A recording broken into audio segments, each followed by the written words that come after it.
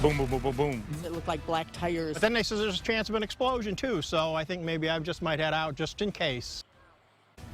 Thick black smoke fills the sky in Lake County as flames shoot out of an industrial plant in Painesville Township. It is breaking news that we've been following all day long. This is a live look at the scene at Hardy Industrial Technologies right now.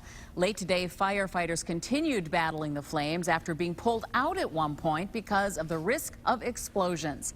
And the News Channel 5 investigative team learned about a connection between an owner of the plant and another plant fire and explosion here in Northeast Ohio. We have more on that in just moments. Good evening, I'm Lee Jordan. And I'm Chris Flanagan. The fire has been burning for 8 hours now, and News Channel 5's Paul Kiska has been out on the scene all day long. And Paul, it seems like the smoke is lightening up a little bit.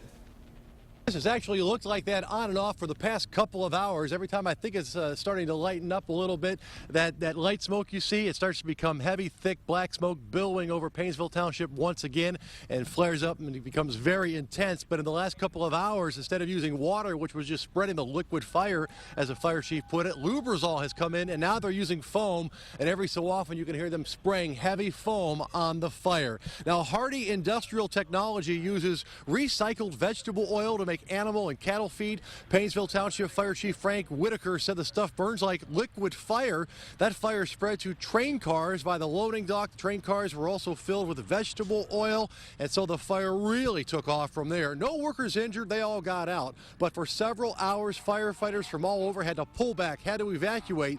But when risk of explosions passed, they went back in, spraying that foam from Lubrizol on the flames. Meanwhile, health officials have been busy monitoring air quality. They say what is burning is not a hazardous chemical. The air monitoring, we have people from the Lake County General Health District and from the fire departments that are out monitoring the air in the areas downwind. They're looking at the smoke products. We don't have anything, there's no extremely hazardous substances. This plant processes vegetable oils into animal feed materials. So it's being looked at to ensure that the downwind areas are okay as they are. And again, no word on a cause. It started just before 10 o'clock this morning. And as you saw, Willoughby Hills and many, many other area fire departments out here helping out today. And they're going to be here a while because we just saw trucks bringing in industrial lighting. And that's a sign they plan on being here well into the night. Live in Painesville Township tonight, Paul Kiska, News Channel 5. Okay, Paul, thank you. Now, you could see smoke from the fire from miles away, and that had people from all around that area, around the plant, watching and wondering. News Channel 5's Brian Archer talked to some people today who were close enough to hear and feel the explosions that started it all.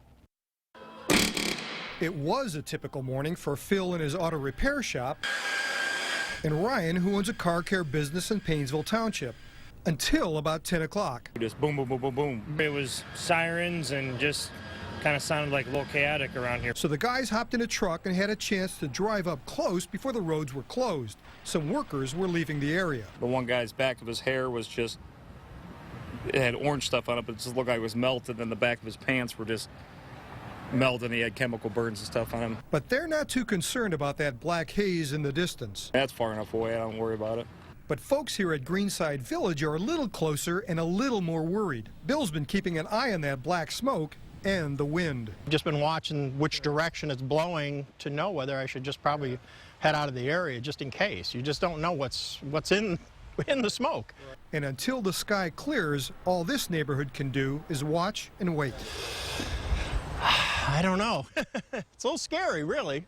On your side, I'm Brian Archer for News Channel 5.